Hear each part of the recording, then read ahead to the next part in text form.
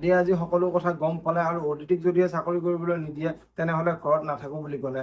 নমস্কাৰ বন্ধু বান্ধৱীসকল, মোৰ এটা নতুন ভিডিঅ'লৈ আপোনালোকক পুনৰবাৰ স্বাগতম জনাইছো।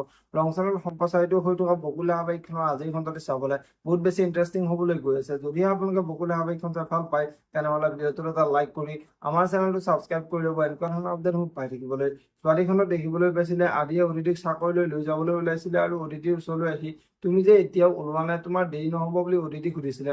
আৰু তেতিয়া অদিতিয়ে মোৰ আজি যাবলৈ একেবাৰে ইচ্ছা নাই বুলি আদিৰ আগত কোৱাত আদি আচৰিত হৈ পৰিছিলে আৰু আদিয়ে তুমি যে এনেকৈ মনটো মাৰি আছ আৰু চাকৰিলৈ যে নোযোৱা, তোমাক কোনোবাই কিবা কৈছে নেকি বুলি অদিতিক সুধিছিলে।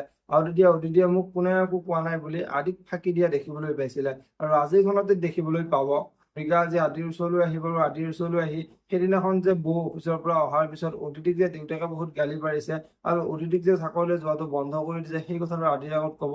আৰু তেতিয়া আদিৰ বহুত খং উঠিব আৰু আদিয়ে দেউতাকৰ ওচৰলৈ গৈ আপুনি অদিতিক চাকৰি কৰিবলৈ যাবলৈ দিবলৈ নিদিয়ে, মোৰ বাবে অদিতিৰ জীৱনটো মই কেতিয়াও ধ্বংস হ'ব দিব নোৱাৰো আৰু আপুনি যদি চাকৰি কৰিবলৈ যাবলৈ নিদিয়ে তেনেহলে আৰু আমি এইখন ঘৰত নাথাকো বুলি দেউতাকৰ আগত কব।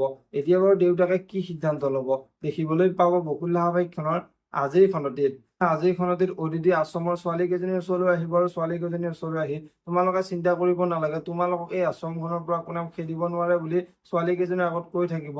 আৰু আদিয়ে এই সকলোবোৰ কথা শুনি থাকিব আৰু আদিয়ে অদিতিৰ ওচৰলৈ আহি এতিয়াৰ পৰা এই আশ্ৰমখন মোৰো, গতিকে এই আশ্ৰমখনক ময়ো একো হবলৈ নিদিওঁ বুলি অদিতিৰ আগত কব।